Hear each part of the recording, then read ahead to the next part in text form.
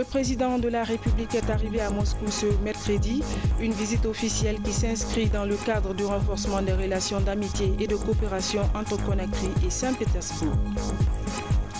Partage d'expériences et de stratégies entre députés guinéens et parlementaires de la francophonie sur la réforme des systèmes de sécurité. Une rencontre de 2 jours vient de se tenir dans ce sens à Conakry. Autonomisation des femmes, les fumeuses de poissons de Timinetaï bénéficient d'un centre pilote de fumage des produits halieutiques. L'infrastructure devra soulager les bénéficiaires dans la pratique quotidienne de leurs activités. Mesdames et messieurs, bonsoir. Vous êtes les bienvenus dans cette édition que nous ouvrons par ce décret D 2017-257 PRG-SGG portant validation du thème de la seconde édition de la Semaine nationale de la citoyenneté et de la paix. Le président de la République décrète, article 1er. La seconde édition de la Semaine nationale de la citoyenneté et de la paix aura lieu du 1er au 7 novembre 2017 sous le thème « Le citoyen dans la construction de la nation » et le slogan sera « Un peuple, une volonté, une nation ».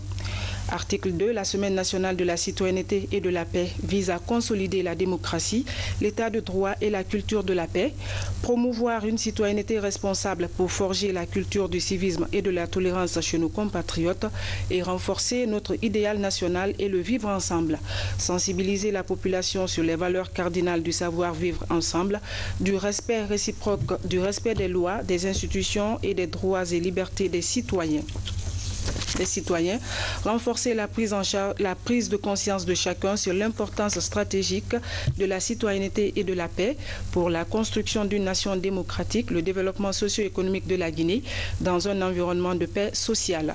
Article 3. La Semaine nationale de la citoyenneté et de la paix sera célébrée sur l'ensemble du territoire national dans les représentations diplomatiques à tous les niveaux de la vie publique, sociale et socio-professionnelle notamment, les administrations publiques et privées, les établissements scolaires, techniques, universitaires et professionnels publics ou privés, les organisations socio-professionnelles, les lieux de culte, les marchés, gares routières et débarcadères, les services de défense et de sécurité et autres espaces de rassemblement public. Article 4. L'ensemble de l'administration publique, privée et des structures socio-professionnelles est invité à tout mettre en œuvre pour la réussite de cet événement dans l'intérêt de la construction de la nation guinéenne et de son unité et de la culture citoyenne. Article 5. Le Premier ministre, le ministre d'État, ministre de la Sécurité, le ministre d'État, ministre de la Défense nationale, le ministre de l'Unité nationale et de la citoyenneté, le ministre de l'Administration du territoire et de la décentralisation, le ministre de l'Économie et des Finances, le ministre du Budget, la ministre de l'Action sociale, le ministre des Affaires étrangères et des Guinéens de l'étranger, le ministre de l'Enseignement préuniversitaire et de l'alphabétisation, le ministre de l'Enseignement technique, de la formation professionnelle, de l'emploi et du travail, le ministre de l'Enseignement supérieur, de la recherche scientifique et le secrétaire général aux affaires religieuses sont chargés, chacun en ce qui le concerne, de l'application du présent décret qui prend effet à compter de sa date de signature et qui sera enregistré et publié au journal officiel de la République. Conakry le 27 septembre 2017, signé professeur Alpha Condé. Décret D 2017-258 PRG-SGG portant institutionnalisation des prix nationaux du civisme et de la paix. Le président de la République décrète, article 1er, il est institué 2 prix nationaux. L'un dans le domaine du civisme dénommé le prix du civisme, l'autre dans le domaine de la paix dénommé le prix de la paix. Ces prix visent à récompenser des personnes physiques ou morales ou des entités qui se seront distinguées dans l'année par la qualité et la pertinence des services rendus à la nation dans le cadre de la promotion d'une citoyenneté responsable, de la culture du civisme et de la paix et de l'unité nationale. Article 2. Chaque prix est composé de 3 catégories. Article 3. Les critères de sélection, d'attribution des prix et les caractéristiques des prix feront l'objet d'un arrêté du ministre en charge de l'unité nationale et de la citoyenneté. Article 4. La dépense est imputable au budget du ministère de l'Unité nationale et de la citoyenneté. Article 5. Le Premier ministre, le ministre de l'Unité nationale et de la citoyenneté, le ministre des Finances et le ministre du Budget sont chargés chacun de l'application du présent décret qui prend effet à compter de sa date de signature et sera enregistré et publié au journal officiel de la République. Conakry le 27 septembre 2017, signé professeur Alpha Condé. Et puis, le président de la République est arrivé à Moscou ce mercredi pour une visite officielle. Professeur Alpha Condé a été accueilli à sa descente d'avion par une importante délégation du Kremlin avec tous les honneurs dus à son rang. Ce déplacement du chef de l'État s'inscrit dans le cadre du renforcement des relations d'amitié et de coopération entre Conakry et Saint-Pétersbourg. Sanassi Keita. Pour une visite d'État en République fédérale de Russie, le président de la République arrive ce mercredi 27 septembre 2017 à Moscou. Sur le tarmac de cet aéroport international, tous les honneurs ont été rendus au professeur Alpha Condé pour lui souhaiter surtout la bienvenue en Russie.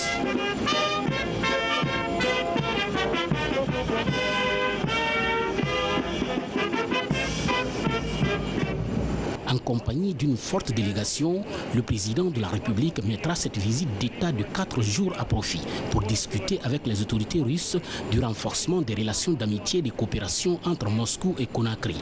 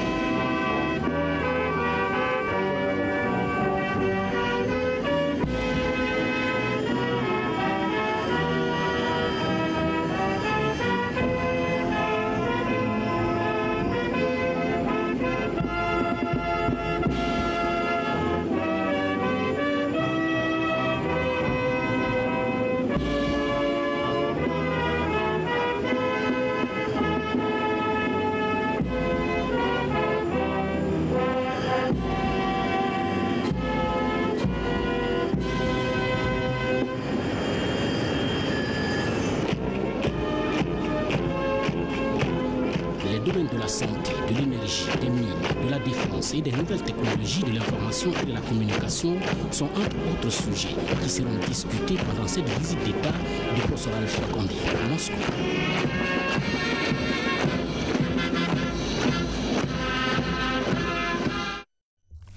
Pas de répit pour le chef de l'État. Hier mardi déjà, le président de la République, président en exercice de l'Union africaine, professeur Alpha Condé, ainsi qu'une dizaine de ses homologues africains ont pris part à la cérémonie d'investiture du nouveau président angolais João Lourenço. Prend la tête du pays après 38 ans de règne de José Eduardo dos Santos. Lors de la cérémonie d'investiture, le nouveau chef de l'État s'est posé en rassembleur et s'est engagé à renforcer la démocratie dans son pays.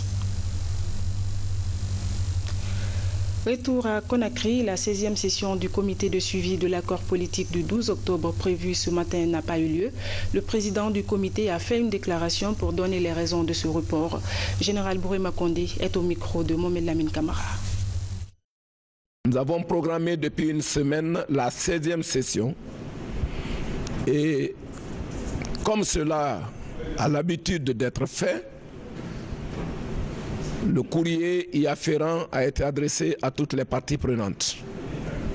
Nous sommes arrivés ce matin donc, et toutes les parties prenantes traditionnellement réunies autour du dialogue étaient là. Nous avons constaté l'absence de l'opposition.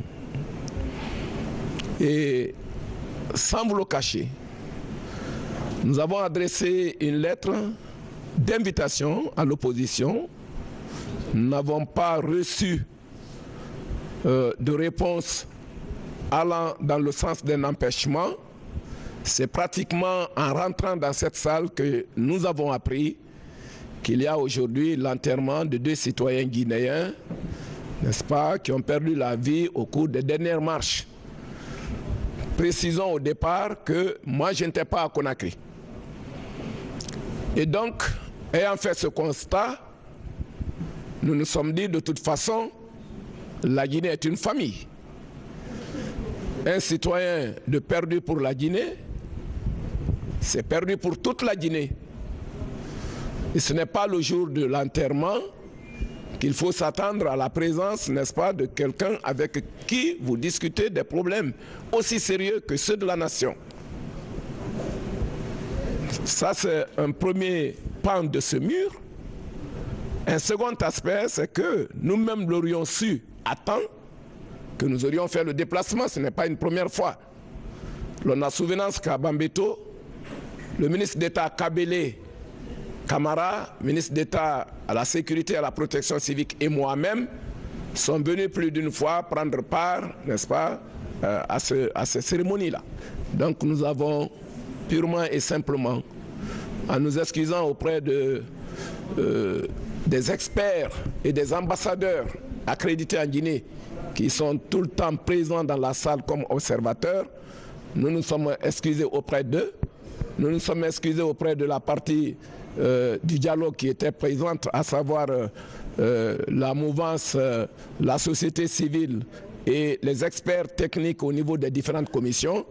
Et nous avons humblement demandé que soit reportée donc, n'est-ce pas, la 16e session du comité de suivi du dialogue national.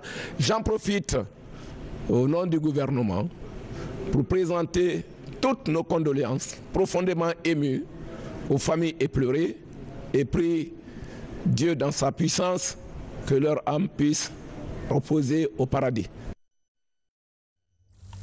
Autre aspect de l'actualité, partage d'expériences et de stratégies entre députés guinéens et parlementaires de la francophonie sur la réforme des systèmes de sécurité. Une rencontre de 2 jours vient de se tenir dans ce sens à Conakry, une manière pour ces élus de jouer leur partition pour le renforcement de la démocratie. Explication Abdoulaye Diallo. Depuis 1990, la notion de réforme des systèmes de sécurité s'impose comme une activité de prévention et de consolidation de la paix dans le monde, particulièrement en Afrique. Dans la capitalisation des expériences acquises, il ressort que le parlementaire joue un rôle primordial pour la mise en application de cette réforme.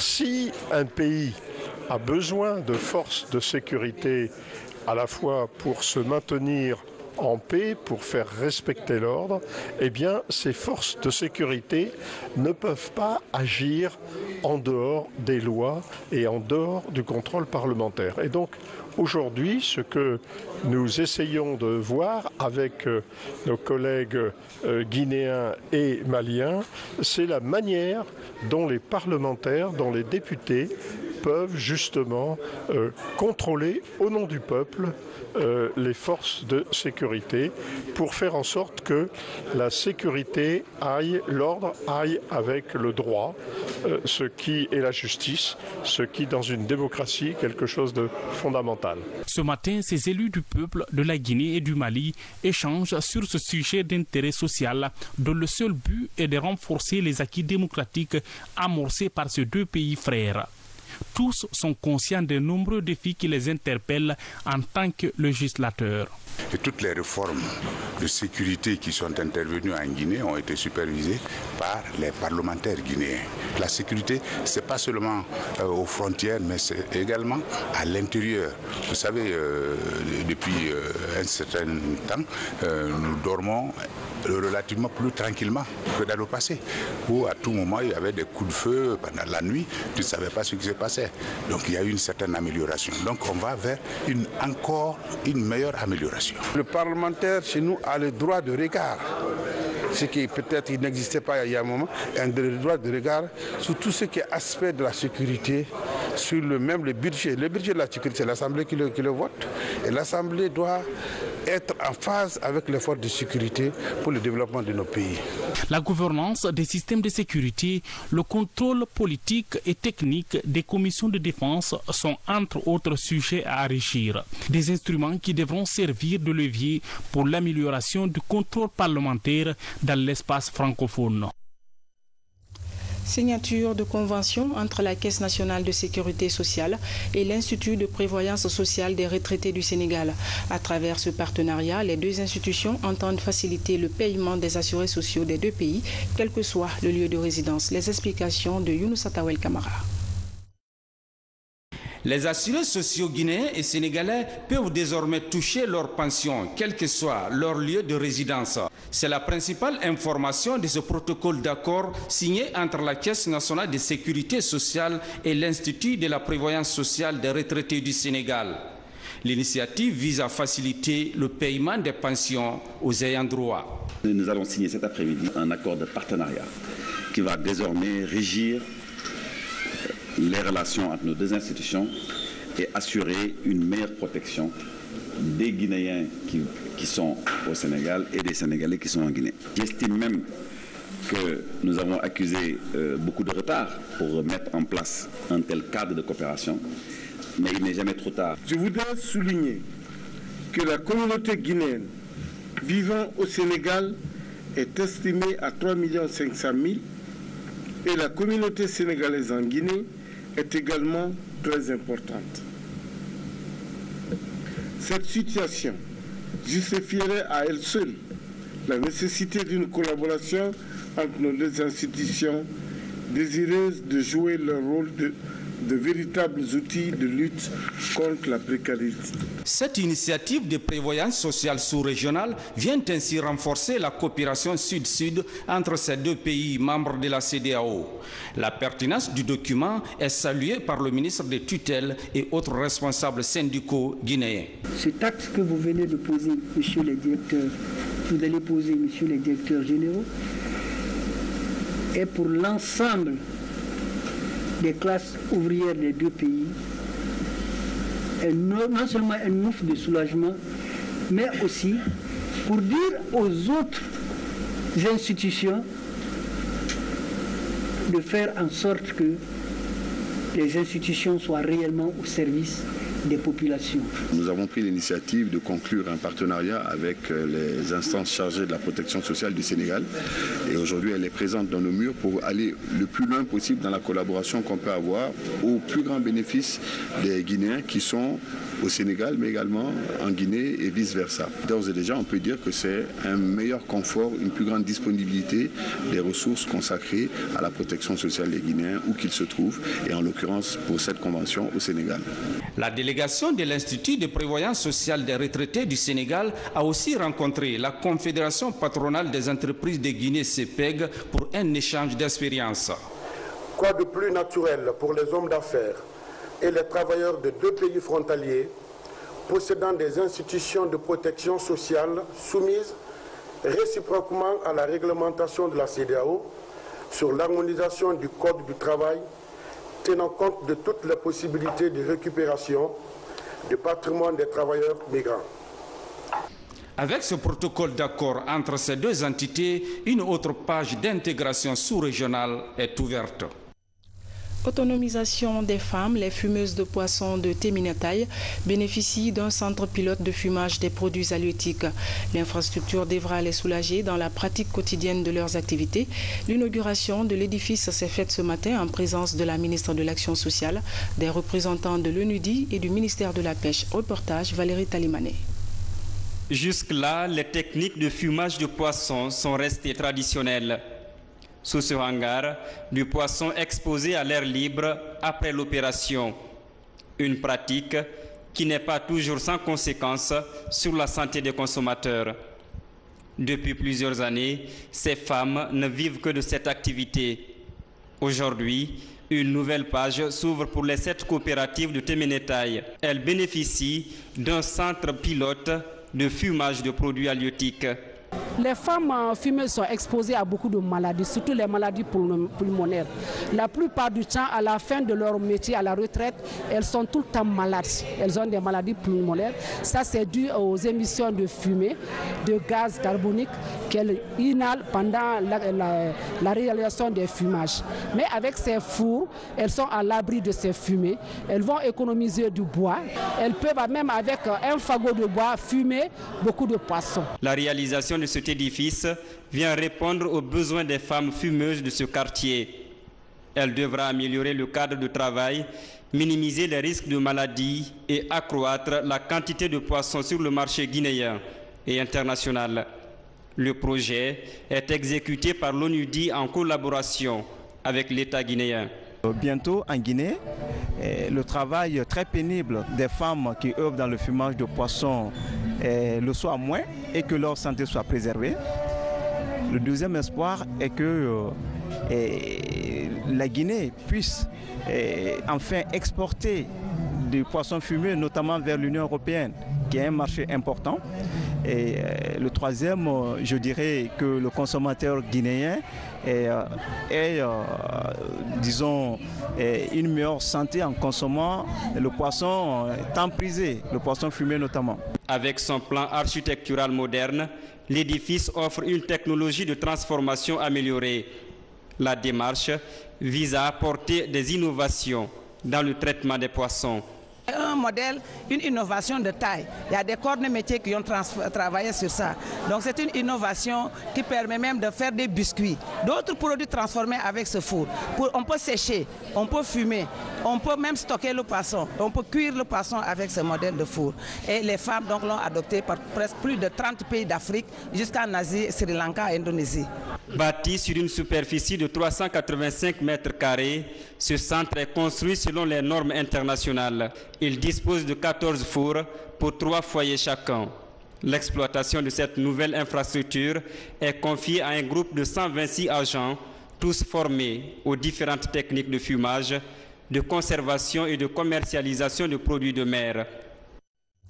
Dossier santé avec le lancement à Mamou de la campagne de dépistage des IST VIH-Sida. L'objectif est clair, amener les jeunes à un changement de comportement face à la menace du VIH-Sida sur la santé des populations. Mamadou Patebaldi. En Guinée, 120 000 personnes vivent avec les IST VIH-Sida. Chaque année, 7 à 14 000 contractent l'infection, dont 51 000 décès. Ces statistiques résultent de l'enquête de l'ONU-SIDA de 2012. À Mamoun, le ministère de la Santé et de l'Hygiène publique, en collaboration avec PSI et la GBF, lance une nouvelle campagne de dépistage volontaire. C'est une campagne qui va sensibiliser toute la jeunesse, qui va sensibiliser les adultes et tout le monde peut venir faire le test de dépistage du VIH. Tous ceux qui seront dépistés positifs seront pris en charge correctement et ça va réduire la mortalité, la morbidité et même la transmission. On a eu 2 cas positifs et les prises en charge sont vraiment immédiates. Au centre de santé de Sabou, une cinquantaine de jeunes filles et garçons se font dépister. Mamadou Alpha Bari se félicite du résultat. Le VIH, c'est pas seulement avec les rapports sexuels non protégés. Et voilà, comme je pars dans les salons de coiffure pour me coiffer, et en même temps je sais qu'en faisant les rapports, je peux me préserver. Mais j'ai décidé de venir faire mon texte de dépistage parce qu'on sait jamais dans les salons de coiffure, il y a d'autres qui utilisent les mêmes lancettes et d'autres aussi, comment je vais dire, là, les machines tondeuses, on utilise la même machine dans plus de 15 têtes. Donc c'est pourquoi j'ai décidé aujourd'hui de venir faire mon test de dépistage au centre de santé de Sabou. Je suis content et là je sais que oui, toujours je suis en bonne forme. Et je vais toujours continuer à me préserver et d'être aussi vigilant. Cette campagne de 5 jours va couvrir les 28 quartiers de la commune urbaine. Déjà, plusieurs agents de santé et des animateurs du centre d'écoute, de conseil et d'orientation pour jeunes, ces causes, sont déployés sur le terrain pour des séances de sensibilisation et d'animation en direction des populations. Et puisqu'on parle santé, le personnel soignant des structures sanitaires des sociétés minières s'approprie aussi des techniques de prise en charge des patients touchés par la fièvre sur le lieu de travail. C'est une initiative de la Chambre des mines de Guinée en partenariat avec l'OMS. Compte rendu, Nabi Zakaria Bangoura. La prise en charge des fièvres dans les compagnies minières préoccupe la Chambre des mines de Guinée. Un programme sanitaire ambitieux vient d'être élaboré.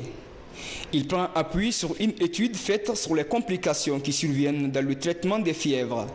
Le personnel soignant des compagnies minières veillera sur le respect du protocole. On est aujourd'hui dans ce qu'on appelle un contexte post-Ebola en Guinée et que qu'il faut faire particulièrement attention que la fièvre n'est pas pour beaucoup de gens, pour la population comme pour le personnel de santé. En général, on considère qu'une fièvre c'est un paludisme et on traite ce cas de fièvre comme un paludisme. Donc on est venu ici avec différents spécialistes des maladies infectieuses et tropicales pour montrer tous les cas cliniques qui peuvent correspondre à une fièvre et qu'il faut bien diagnostiquer. Durant 2 jours, les experts en santé, médecins et laborantins venus des structures hospitalières des sociétés minières vont échanger sur les types de fièvre, leur prise en charge ainsi que la conduite à tenir pour les diagnostics cliniques. La difficulté aujourd'hui, si vous voulez, c'est que en raison, si vous voulez, des progrès qui ont été faits ces dernières années,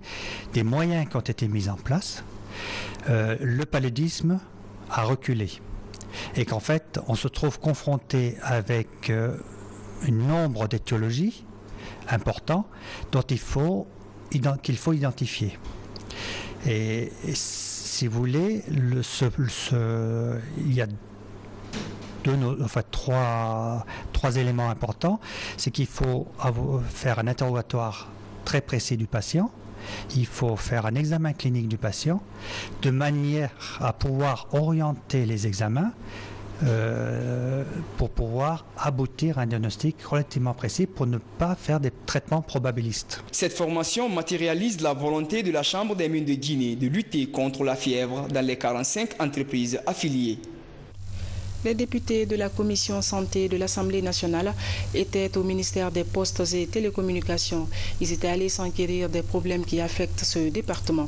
Par ailleurs, le dernier convoi des pèlerins guinéens est arrivé à Conakry la nuit dernière. Dans la savane guinéenne, l'OIM vient de procéder à la mise en place du comité de pilotage et de gestion des questions migratoires. Pendant ce temps, à Matoto, les autorités communales retroussent les manches pour lutter contre l'occupation anarchique de la voirie urbaine. Le condensé de l'actualité nationale avec Fatoumata Diallo. Dans son rôle régalien de contrôle de l'action gouvernementale, l'Assemblée nationale, à travers sa commission communication, visite le ministère des Postes et Télécommunications et de l'économie numérique. La visite est mise à profit pour discuter de plusieurs questions liées à son fonctionnement en vue d'identifier les différents besoins avant la prochaine session budgétaire 2018. Nous savons que ce département peut donner beaucoup plus à l'économie de notre pays. Donc il peut donner beaucoup plus d'argent au budget de l'État. Et il faut donc qu'on les entoure de toute notre attention pour les exhorter à faire encore davantage par rapport à ce qu'ils font déjà. Le 24e et dernier convoi des pèlerins est arrivé à Conakry. Cette année, environ 7000 Guinéens ont effectué ce voyage saint. Selon les responsables en charge du pèlerinage, 7 fidèles ont trouvé la mort. Ce convoi, dans sa grande majorité, est composé de l'encadrement et des responsables de la Ligue islamique. Après plus de mois passés sur les lieux saints de l'islam, c'est la joie de retrouver la famille. Le sous-bureau de l'OIM, Organisation internationale pour la migration, basé à Cancan, a rencontré les autorités de la région. Objectif, mettre en place le comité de pilotage régional de gestion des questions migratoires dans la région. Cela dans le cadre du projet de renforcement de la gouvernance des migrations et de support à la réintégration des migrants. Ce nouveau comité, composé de 23 membres, est présidé par le gouverneur de Cancan et le secrétariat est assuré par l'OIM. Cette initiative vise à protéger la dignité, la sécurité et les droits des migrants et également à contribuer à l'amélioration de la réintégration des migrants de retour dans leurs différentes zones d'installation. La route en chantier du rond-point de Matoto est encombrée d'articles divers avant même son opérationnalisation. Femmes, enfants, tous étalagistes et ambulants occupent de plus belle les voiries publiques. Pour lutter efficacement contre l'occupation anarchique des voiries publiques, la construction d'une barrière de 50 mètres est annoncée par la mairie. De Conakry, on se rend à Jérusalem où des chrétiens des églises et missions évangéliques effectuent le pèlerinage. Plus de 2000 nationalités y sont déjà, parmi lesquelles la délégation guinéenne. Ces fidèles chrétiens ont formulé des vœux et prières pour le pays. Le reportage avec notre envoyé spécial Sam Maratono. Sur le site de Ramallah Rachel de Jérusalem, plus de 200 nationalités se rencontrent. Elles sont venues répondre à la 50e convocation des églises et missions évangéliques. Dans un même esprit, ces fidèles croyants adorent et louent le Seigneur. Cette rencontre annuelle est le lieu pour chaque délégué d'apporter devant Dieu ses préoccupations et celles de son peuple. En tant que Guinéens, ensemble, nous avons élevé la Guinée devant Dieu. Et nous savons que la grâce de Dieu, l'amour de Dieu est abondant et qu'il suffit seulement de le prier puisqu'il attend nos prières. Il dit, avant même que vous n'ayez commencé à prier, je vous ai entendu. Donc son oreille est attentive à nous. Et nous avons réellement prié pour la Guinée. Nous continuons de prier pour la Guinée jusqu'à la fin de ce programme. Nous croyons que nous sommes dans un temps où Dieu a un plan, un projet spécial pour l'Afrique. Nous sommes dans ce qu'on appelle le temps de l'Afrique. Et nous croyons vraiment que Dieu est en train de bénir l'Afrique sur tous les plans. À l'ombre des arbres, tout comme dans plusieurs salles, des groupes de partage des connaissances bibliques sont perceptibles. Avec leurs frères du Ghana, du Nigeria, du Brésil et d'une dizaine d'autres pays, la délégation guinéenne partage la parole de Dieu. Des enseignements qui renforcent la foi du croyant. Pour bien prier, il faut aussi connaître. C'est pourquoi les enseignements que nous recevons ici sont très importants. Parce que premièrement, on nous explique combien de fois c'est important d'être connecté avec Israël. Ça nous donne aussi une autre image de ce que nous avons à main. Parce que vous savez, la Bible, c'est un mystère. Et donc, les grands docteurs, des enseignants qui viennent de partout dans le monde, ils nous aident à ouvrir nos yeux pour encore voir très clair certains versets bibliques qu'on n'arrivait pas à bien expliquer aux autres. À Jérusalem, le partage et l'amour du prochain sont aussi des vertus qui caractérisent cette rencontre des fidèles croyants des églises et missions évangéliques du monde. Comme le recommande Christ, des repas sont partagés entre frères et amis. Sport football, vous le savez déjà, la finale de la Coupe nationale a été jouée hier au stade du 28 septembre. Elle a opposé le Orea AC et le Afia Football Club. Le club légendaire de Guinée a battu le détenteur de la Coupe de la précédente édition. Retour sur les temps forts de la rencontre avec Daoudaba. Cette 58e édition de la Coupe nationale a été d'un niveau technique appréciable. Le Orea, détenteur du titre, a été stoppé dans ses velléités offensives avec des dribbles magnifiques et des occasions de but par le Afia Football Club de Conakry. Les Rouges et Blancs de Matam ont tenté de défendre ce titre champion de Guinée jusqu'à la mi-temps. À la reprise, malgré la meilleure occasion de but du Orea, ratée par Aboubakar Kamara, les Verts et Blancs imposent un rideau de fer défensif difficile à pénétrer. Ce score de 0-0 reste inchangé jusqu'au terme du temps réglementaire. Le Afia arrache ce trophée au tir au but devant le Orea Athletic Club de Conakry. Un titre que le Afia a perdu il y a belle lurette. J'étais un peu pessimiste quant à la capacité de mes joueurs à résister devant eux. Mais ils m'ont promis et ils l'ont réalisé. Je pense que c'est le travail qui paye. Le Orea a joué, le Afia a joué, le Afia a gagné et le Afia continuera à gagner. C'est un grand sentiment de satisfaction. Je suis rejoui à plus d'un titre parce que j'avais jamais eu l'occasion de jouer une finale de Coupe nationale. À plus forte raison remporter le trophée. Et aujourd'hui ici on a le trophée à bord. Et je peux dire Dieu merci. Cette finale a été présidée par le Premier ministre chef du gouvernement. Mamadi Youla est accompagné par le ministre en charge des sports, Sanoussi Bantamasso. Le président du AFIA, KPC, aurait proposé un montant de $50 000 au club pour arracher ce titre champion de Guinée. Remise du prix Orange de l'entrepreneur social à la Blue Zone de Dixine. Sur 60 candidats porteurs de projets, 10 ont été retenus, dont 3 lauréats. Les récipiendaires ont bénéficié de 90 millions de nos francs et des objets de valeur en guise de récompense. Par ce geste, la société de téléphonie Orange Guinée entend booster les compétences des jeunes Guinéens. Reportage Mounir Bari, Makalissouma. Le programme citoyen de la société de téléphonie Orange Guinée avance. Il assure la promotion de l'entrepreneuriat jeune dans les domaines du numérique, de la santé, des transports, de l'agriculture et de l'environnement. D'autres activités d'accompagnement sont menées. En lançant le programme citoyen d'Orange, nous répondons aux attentes de nos parties prenantes, nous répondons aux attentes des populations qui sont non seulement de fournir les services mobiles, l'Internet, Orange Money, donc ce qui est notre cœur de métier, mais également d'être attentifs à leurs préoccupations dans le domaine de la santé, dans le domaine de l'entrepreneuriat, dans le domaine de l'inclusion numérique. Et le programme d'une valeur de 3 milliards sur les 18 prochains mois vise à répondre à ce besoin-là. Fatou Camara est l'une des lauréates du prix Orange de l'entrepreneur social 2017. Son projet porte sur Mayalani, Entendez ma santé. Comme elle, 2 autres personnes portent des projets innovateurs, mais axés sur les nouvelles technologies. On a beaucoup travaillé là-dessus pour imaginer comment ça marcherait en Guinée. Déjà pour la petite histoire, Mayalani est un carnet de santé digital qui permet aux citoyens d'avoir son dossier médical dans son téléphone à portée de main et également rechercher des médecins, pouvoir enregistrer les consultations dans un téléphone. Mais pas forcément un téléphone smartphone, mais un téléphone simple. Parce que Mayalani également marche par commande USSD, comme on le fait par recharge habituelle.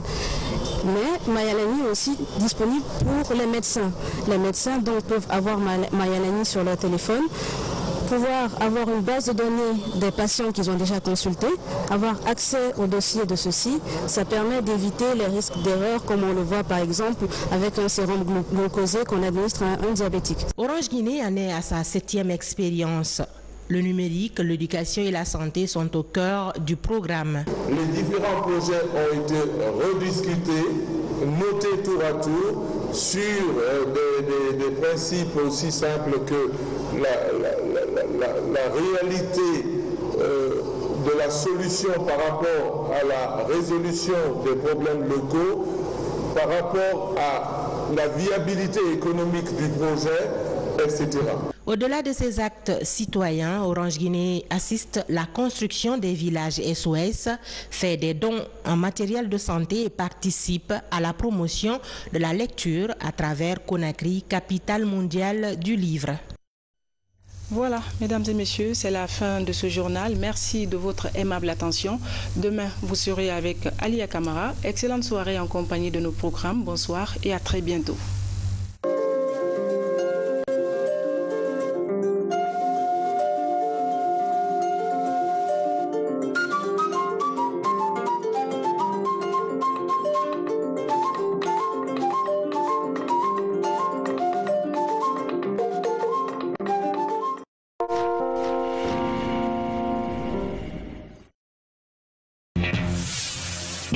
Jamais vu en Guinée, des meubles haut de gamme à la galerie Marifala. 10 ans d'existence